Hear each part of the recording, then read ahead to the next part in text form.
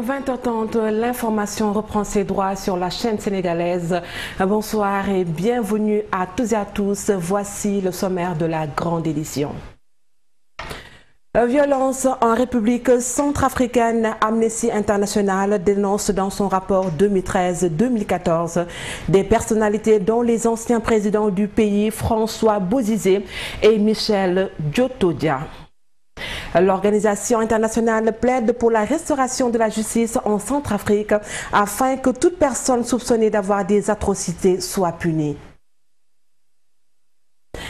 Dakar a toujours soif et le danger plane sur les agences de la Sénégalaise des eaux SDE et celle de la Société nationale des eaux du Sénégal, SONES. Des populations soumises à une rude épreuve par une pénurie d'eau menacent d'effectuer une descente musclée dans ces agences pour manifester leur courroux. Salle de jeu, le ramadan ne freine pas l'ardeur des enfants qui continuent de jouer de plus belle pour occuper leur journée. Certains adolescents se consacrent aux jeux vidéo, un divertissement très prisé ces dernières années à Dakar.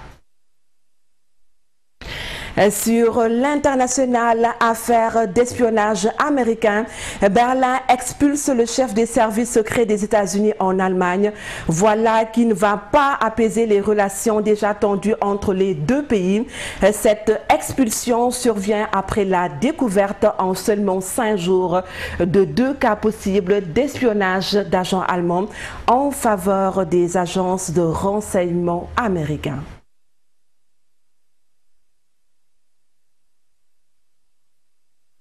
Ravi de vous retrouver et merci de nous recevoir chez vous. En ouverture de cette édition, Amnesty International qui exige des autorités de transition de la République centrafricaine de demander des comptes aux personnes soupçonnées d'avoir ordonné ou commis les atrocités qui se sont déroulées depuis 2013 dans ce pays.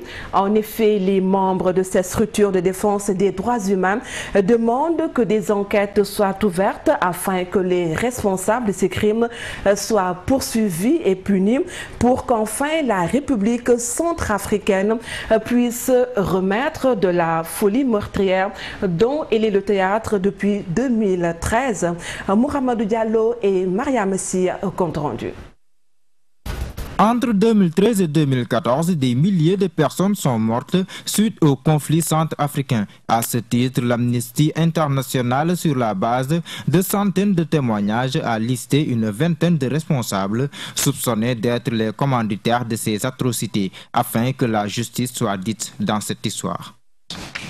Mais malgré les violations bien documentées, la plupart des individus nommés dans le rapport continuent de mener leur vie sans être inquiétés, sans se cacher. Cette impunité ouverte et flagrante est ce qui est le plus choquant dans ce rapport. Je vais partager avec vous quelques exemples de ce climat d'impunité. 16 février, 11 commandants des anti-Balaka soupçonnés d'avoir commis les violations contre les civils étaient emprisonnés à Bangui. Mais un peu moins d'1 mois plus tard, le 6 mars, 10 de ces commandants se sont évadés de la prison, passant devant les militaires de MISCA, la force de gardiens de la paix, et les gendarmes centrafricains.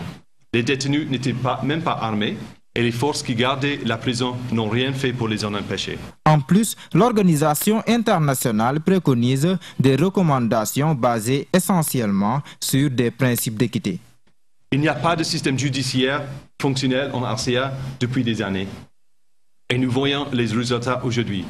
Donc il faut enquêter sur ces individus, mais il faut aussi renforcer et reconstruire le système judiciaire dans le pays.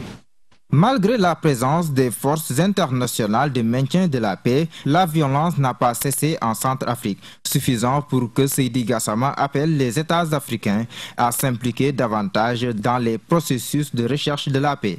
Lancer un appel à tous les gouvernements africains pour leur dire qu'il est de leur devoir, eux, Africains d'abord, de pourvoir en soldats la mission de maintien de la paix. Il est inadmissible que ce soit l'Inde, le Pakistan à chaque fois qui fournissent les gros contingents. Ce sont ces pays, l'Inde, le Pakistan, Fidji, qui fournissent les gros contingents. Et lorsqu'ils ne peuvent pas, on a des missions sous-équipées.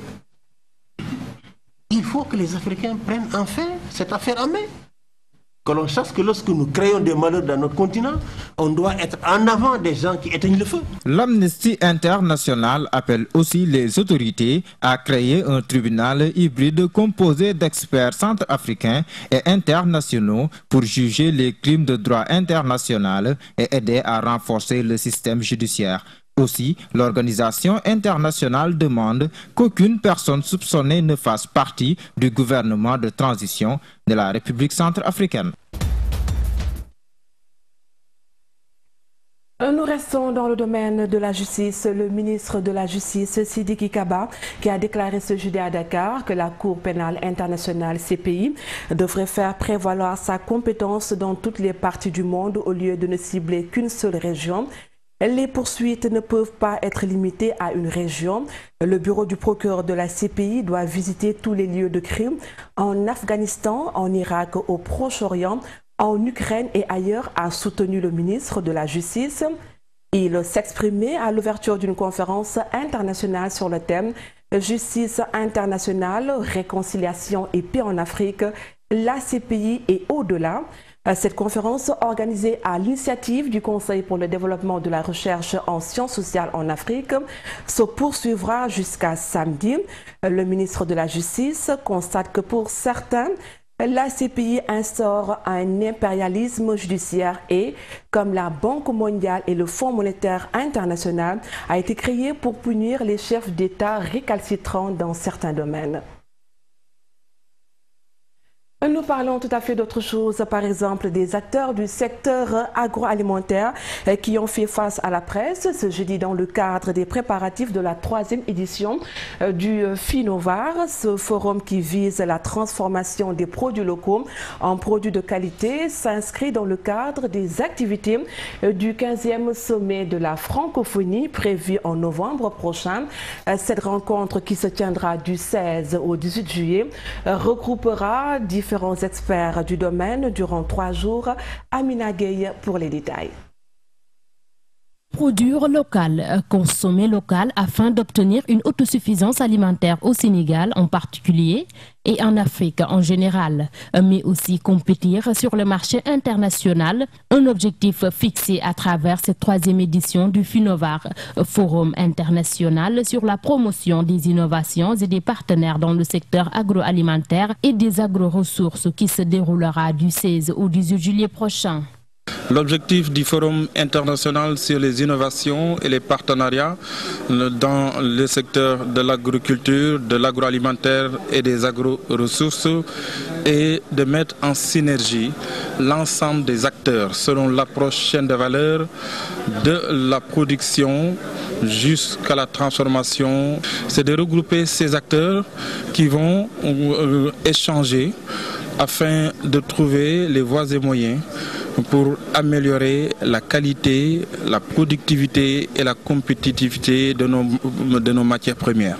Le Finovar, un forum qui se veut une innovation de taille dans le domaine de l'agriculture, l'agroalimentaire et des agro-ressources dans l'espace francophone, permettra à la population de profiter de la qualité de quelques produits locaux.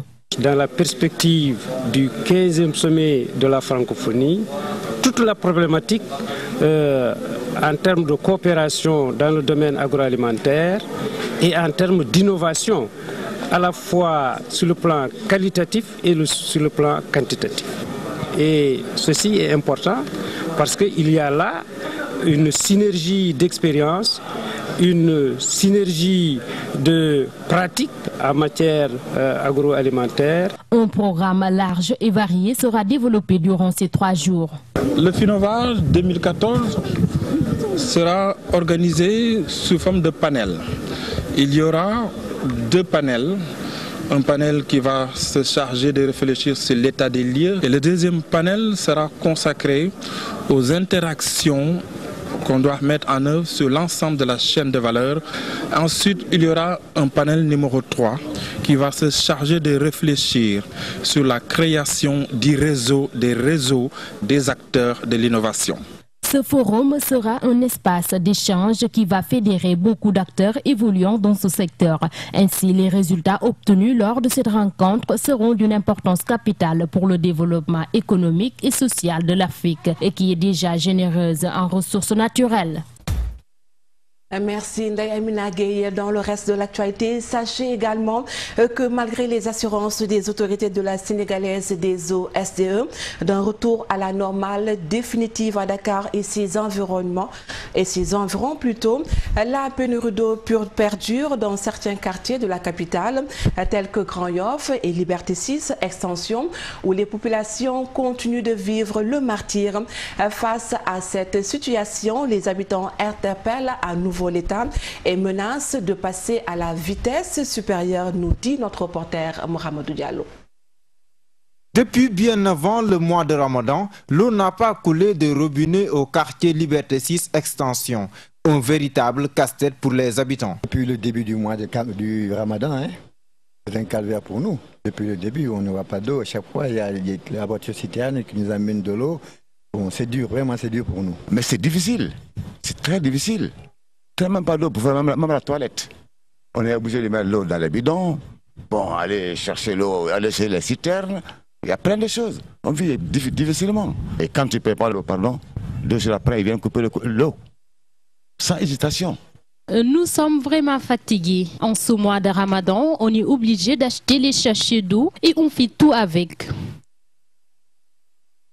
Même situation à Grand Yoff, mais l'ambiance n'est pas la même. Ici, les femmes font du bon chemin pour aller à la quête du liquide précieux.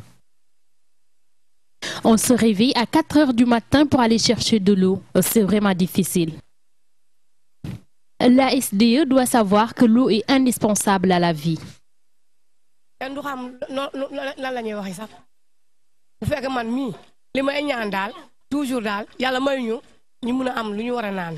Face à cette situation, ces habitants demandent à la SDE de remédier à ces problèmes dans les plus brefs délais.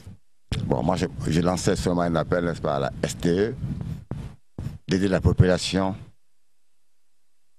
à avoir au moins le minimum ou bien le maximum d'eau pendant ce mois béni de Ramadan. Mais nous demandons une aide quand même à ce que le gouvernement ou bien la SDE nous aide à nous fournir de l'eau. Selon la SDE, c'est un retard dans l'élaboration du programme d'urgence de la Société nationale des eaux du Sénégal, SONES, et l'instabilité de l'électricité qui sont à l'origine de la pénurie d'eau. Cette pénurie entre le sommeil des populations de Liberté 6 Extension et de Grand Yoff, entre autres, et ces populations ne savent plus où donner de la tête. Pour recoller toujours à l'actualité, la rédaction vous propose les reportages consacrés au mois de Ramadan. On connaît l'addiction aux drogues, au tabac, à la nourriture. Les parents désormais vont devoir ajouter à cette liste une autre forme de dépendance, celle qui concerne les écrans pour leurs enfants. Si elle n'est pas vraiment nouvelle, elle va crescendo en cette période de Ramadan, période qui coïncide justement avec les grandes vacances. Résultat, beaucoup d'enfants envahissent les salles de jeu. Nos reporters Birama Kamara et Amadou Kébé sont retombés en enfance le temps de ce reportage. Les enfants sont en période de vacances, mais ils se font de plus en plus rares dans les rues. Les salles de jeux vidéo sont devenues leur refuge et dans ce quartier de Dakar, on en dénombre plusieurs.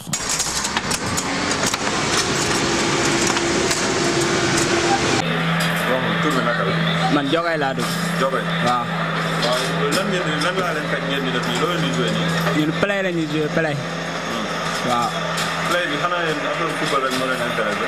waaw affaire football rek ñoo ñu intéressé moo tax ñu ñëw fii waaw. léegi affaire bi nan lay demee par ñaata ngeen di dépenser par jour pour PlayStation. non mën nañ dépasser ay 500. waaw peut-être que boo wooree moom boo ñëwee nga toog fii moom sans départ da ngay dàqaale sa koor rek. waaw mën nga fay ñàkk 500 mën nga fay ñàkk 1000 francs peut-être daal. man Ismaïla. d'accord Ismaïla. waaw. léegi koor gi naka ngeen koy dundee chaque jour da ngeen ñëw ci salle de jeu. de du chaque jour de yenn saa yi lekk. da ngeen di woor en même temps. dañuy woor kay dañuy foo lekk suñu wéetee xam na doo am looy def Jeûner et rester en bonne humeur, c'est possible avec les jeux vidéo. Une bonne façon de tenir le coup. Dans le même coin, une autre salle de jeu, mais plus vaste et plus moderne. Ces jeunes n'ont aucune raison de quitter la vie virtuelle. Mais les jeux vidéo n'ont pas seulement gagné le cœur des jeunes enfants. Certains adultes aussi sont accros de ces jeux. Ouais, je suis habitué. Ça fait maintenant pratiquement 3 ou 4 ans comme ça, hein, maximum. En fait, ça me permet de m'évader un peu, quoi. Quand je suis un peu stressé, des trucs comme ça, je viens là pour essayer de m'amuser un peu, oublier les soucis et tout. Donc ça permet en quelque sorte de nous faire passer le temps, quoi. Quelque chose d'inapproprié pour les jeunes, quoi. C'est juste que le jeu, ça permet d'ouvrir un peu l'esprit. Tu vois, ça ouvre l'esprit aux enfants. Donc ça leur permet d'avoir une certaine appréciation du monde, quoi. Tu vois. Les coupures. Bah ça, il y en a régulièrement. Il n'y a pas plus longtemps. Hier, on en a eu 2 ou 3, je pense. Bambandao, le gérant, a ouvert cette salle de jeu il y a environ 7 ans. Et il confie qu'avec ses 20 postes, il peut gagner jusqu'à 50 000 francs CFA par jour. Un beau paquet. En fait, ce n'est pas une salle de jeu, c'est une super game. Et quelle est la différence? Les jeux ne sont pas pareils. Parce qu'il y a des jeux qui sont ici, qui ne sont pas dans les mêmes locales. C'est beaucoup plus élevé dans.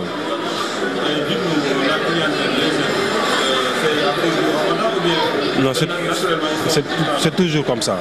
Les enfants viennent le matin, savent de 8h jusqu'à minuit. Les jeux vidéo sont devenus actuellement une véritable passion pour les jeunes. Au moins, ça leur évitera de se promener à la plage. Et dans ces salles de jeu, chacun joue son jeu favori. Et apparemment, le football est de loin le jeu vidéo préféré des pratiquants. Birama Kamara, le travail de l'ouvrier est pénible. Il nécessite bravoure et bonnes conditions physiques. C'est pourquoi on se demande si Ramadan rime avec certains métiers au moment où beaucoup sont à la quête de fraîcheur dans les maisons, les bureaux et même dans les boutiques en ce mois béni de Ramadan. Les maçons s'activent sous le soleil accablant, mais naturellement, ils ont trouvé un plan de survie. Voici le reportage d'Abibsé. La maçonnerie fait partie des plus durs métiers nécessitant beaucoup d'énergie, de force et de patience. Jeûner et travailler en tant que maçon, ce n'est pas vraiment une partie de plaisir. Pendant ce mois béni de Ramadan, ces ouvriers du bâtiment se disent très fatigués. Bon, avec le mois de Ramadan, c'est très difficile le boulot. On ne mange pas, on ne boit pas, on suit tout le temps, on perd de l'eau. Bon, c'est difficile, quoi. Mais on essaie de faire avec. C'est vrai que c'est très difficile, mais bon, on essaie de faire avec.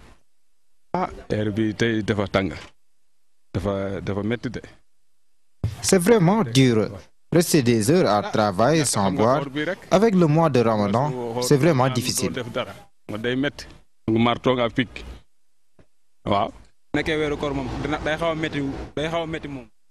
Avec le Ramadan, c'est un peu dur. C'est pour cela qu'on a diminué un peu notre rythme de travail. Compte tenu de leurs pénibles tâches, les responsables de ce chantier ont même décidé de rétrécir le quantum horaire des maçons. Ramadan oblige.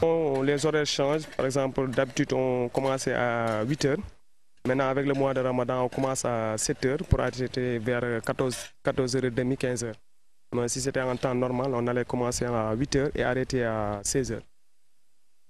Pendant ce mois de Ramadan, on descend à 15h, contrairement aux autres périodes où l'on descend à 17h.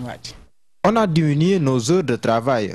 Si l'on travaillait de 8h à 16h, maintenant on fonctionne de 8h à 14h, ou à 16h, ou à 15h. Ils sont braves, plus que tout un, chacun, et pourtant, ils n'ont même pas de bulletin de salaire, encore moins de sécurité sociale. Et ils sont obligés de travailler pour nourrir leur famille.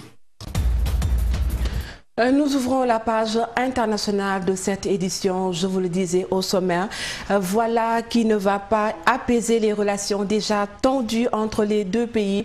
Berlin a décidé d'expulser le chef des services secrets américains en Allemagne, a-t-on appris ce jeudi du gouvernement allemand.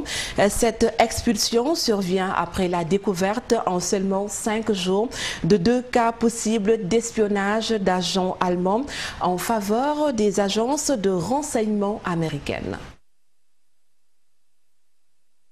Déjà choquée par le piratage du portable d'Angela Merkel, l'Allemagne est en émoi depuis vendredi, après l'arrestation d'un agent allemand soupçonné d'avoir espionné les parlementaires de son pays pour le compte des États-Unis. Ces parlementaires étaient eux-mêmes chargés d'une enquête sur l'espionnage de la NSA. Cet agent travaillait depuis 2012 pour la CIA et aurait remis plus de 200 documents aux États-Unis. Âgé de 31 ans, ce collaborateur des services de renseignement allemands BND, arrêté mercredi dernier, était soupçonné d'avoir tenté d'entrer en contact avec les services secrets russes, mais l'homme a avoué lors des séances interrogatoires avoir fourni des informations à un service secret américain.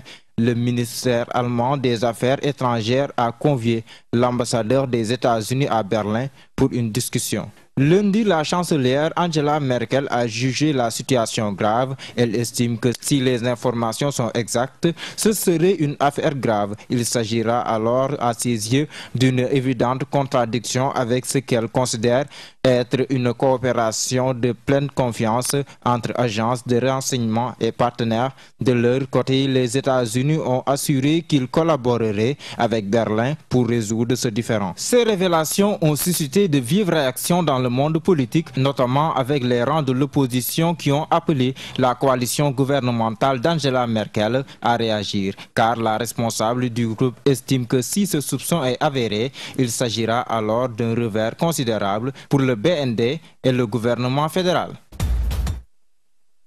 À la une de l'actualité internationale également, Barack Obama qui a demandé au Congrès de lui accorder des fonds supplémentaires pour faire face à l'afflux d'immigrants sans papier qui entrent sur le territoire américain en passant par le Mexique. Les milliards, s'il les obtient, serviront aussi bien à renforcer les contrôles aux frontières qu'à nourrir et soigner les sans-papiers, notamment les enfants, en attendant que la justice ait statué sur leur sort. Ce sont de plus en plus souvent des enfants non accompagnés qui frappent à la porte de l'Eldorado américain. Environ 50 000 d'entre eux ont été arrêtés à la frontière américano-mexicaine depuis octobre 2013. C'est 2 fois plus que pendant la période correspondante 1 an auparavant. Ils viennent surtout du Salvador, du Guatemala et du Honduras, dont ils fuient la pauvreté et la violence, notamment celle des gangs de rue. Ils ont souvent des cousins aux États-Unis. Les parents les lanceraient dans ce voyage périlleux parce qu'une rumeur circule en Amérique centrale veut que les demandes d'asile présentées par les mineurs soient presque toujours acceptées.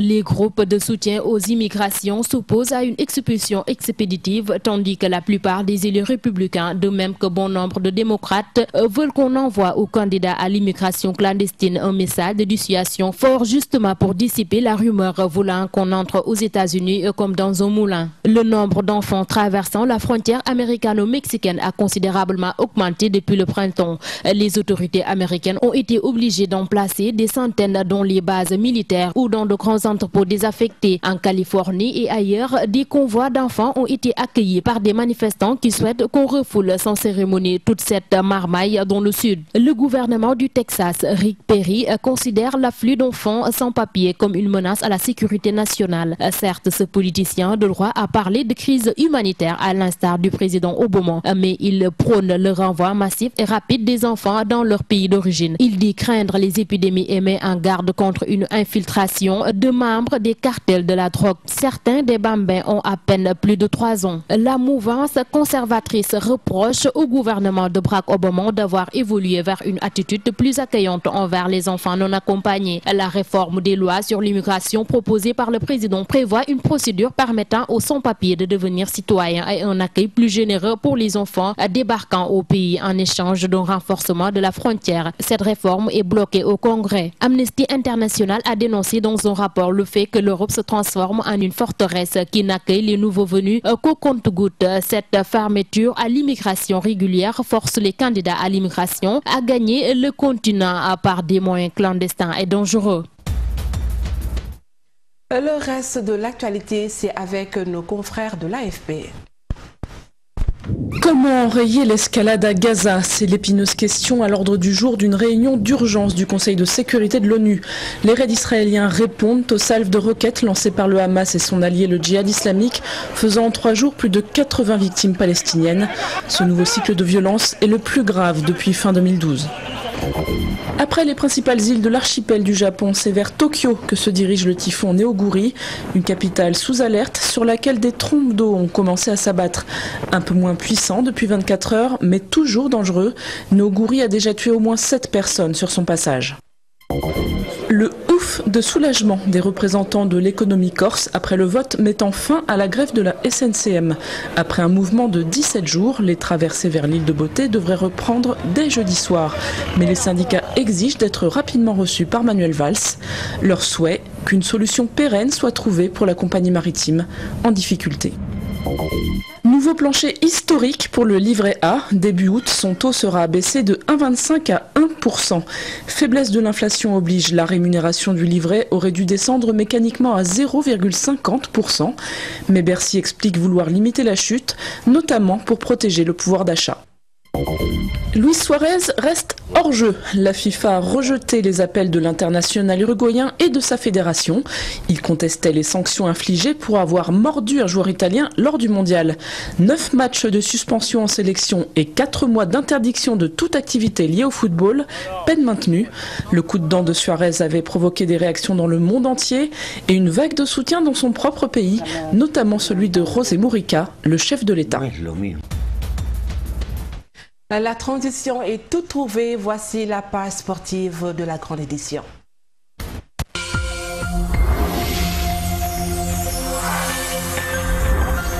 Bonsoir amis sportifs basket pour démarrer cette page sportive. Après avoir publié les noms des 22 joueurs présélectionnés pour la préparation du mondial masculin 2014, prévu du 30 août au 14 septembre en Espagne, le sélectionneur Serge Sarr revient sur les grandes lignes de cette préparation. Je pense que le choix, on fait un choix de 22 jours et je pense que ce choix-là est basé sur des facteurs de performance. Je pense qu'il y a peut-être un peu de subjectif en rapport avec les relations que nous avons avec certains joueurs qui ont fait la préparation, qui ont fait la Coupe d'Afrique avec nous. Ces gens-là, ils nous ont montré un certain engagement et ces émotions-là restent toujours.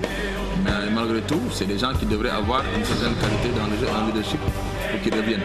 Et donc, ceci dit, également, il y a un aspect objectif qui est en rapport avec les objectifs que nous visons nous-mêmes.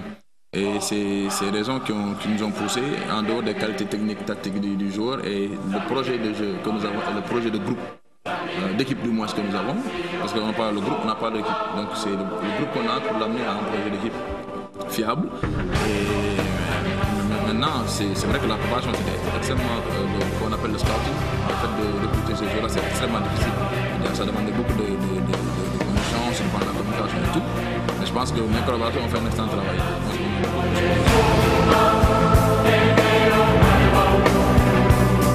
Football national, l'AS Pikine, sacrée championne du Sénégal cette année, nourrit l'ambition de réaliser le doublé Coupe Championnat. Pour cela, elle devra batailler dur face au Casa Sport de Ziguinchor qui ne veut pas terminer sa saison brodue. Cette demi-finale qui promet d'être âprement discutée se jouera ce samedi au stade de Kolda. Mercato 2014, l'international sénégalais Mame Biram Diouf s'est engagé avec Stoke City pour 4 ans. Celui qui était enfin en contrat avec Hannover, club de première division allemande, a terminé sa saison en ayant marqué 8 buts sur 19 matchs en Bundesliga pour le compte de la saison 2013-2014. Robert Lewandowski, le nouvel attaquant du Bayern Munich, a été officiellement présenté à la presse bavaroise aujourd'hui. L'international polonais de 25 ans s'est engagé avec le champion d'Allemagne en titre pour 5 saisons. Poussé à la sortie par l'arrivée de Lewandowski, Mario Mandzukic de Croate est attendu à l'Atlético Madrid dans les prochaines heures pour pallier au départ de David Villa, transféré à New York, et Diego Costa à Chelsea. Maintenant, place à l'actualité sportive internationale avec Ama Cissé. Merci Thiam. Afrobasket 2015, le tirage au sort de la phase éliminatoire de la 28e édition d'Afrobasket masculin s'est déroulé ce jeudi en Tunisie. L'équipe nationale du Sénégal croisera le fer avec son voisin du Mali en match aller-retour, prévu à Bamako, puis à Dakar. Selon nos confrères d'Africa Top Sport, ces éliminatoires sont couplés à ceux des Jeux africains qui auront lieu la même année. Coupe du Monde Brésil 2014, c'est bien l'Argentine qui jouera la finale de la Coupe du Monde face à l'Allemagne dimanche prochain dans l'enceinte mythique du Maracana. 0 but partout après 120 minutes de jeu. L'Albi Céleste s'est imposé hier au tir au but 4-2 contre les Pays-Bas. Messi, qui est attendu par tout un peuple, devrait compter sur les prières du pape argentin pour inscrire une 3e étoile mondiale sur le maillot national et profiter ainsi dans le temple du football à enfoncer le clou au grand rival brésilien, l'ennemi historique. Seul bémol pour cette équipe argentine, l'Allemagne qui est d'ores et déjà entrée dans l'histoire de la Coupe du Monde en étriant en demi-finale le pays hôte sur le score sans appel de 7-1. La Mannschaft disputera sa 8e finale mondiale, ce qui est un record absolu. Et pour couronner le tout, elle compte dans son effectif l'attaquant Miroslav Klose, meilleur buteur de l'histoire de la Coupe du Monde avec 16 buts. Si l'issue du match entre l'Argentine et l'Allemagne reste pour l'heure incertaine, une chose est sûre, au soir de cette finale, nous connaîtrons enfin le nouveau champion du monde. Tout amis sportifs pour ce passeport et nous vous souhaitons de passer une très bonne fin de soirée avec les programmes de la LCS. Et pour être complet sur ce mondial de football, je vous rappelle que le Brésil jouera ce samedi à Brasilia la petite finale contre les Pays-Bas et ce sera à 20h heure de Dakar. Où que vous soyez, merci de nous avoir suivis. Merci également à toute l'équipe qui m'a accompagné pour la réalisation de la grande édition. Quant à moi, je vous dis au revoir et bonsoir.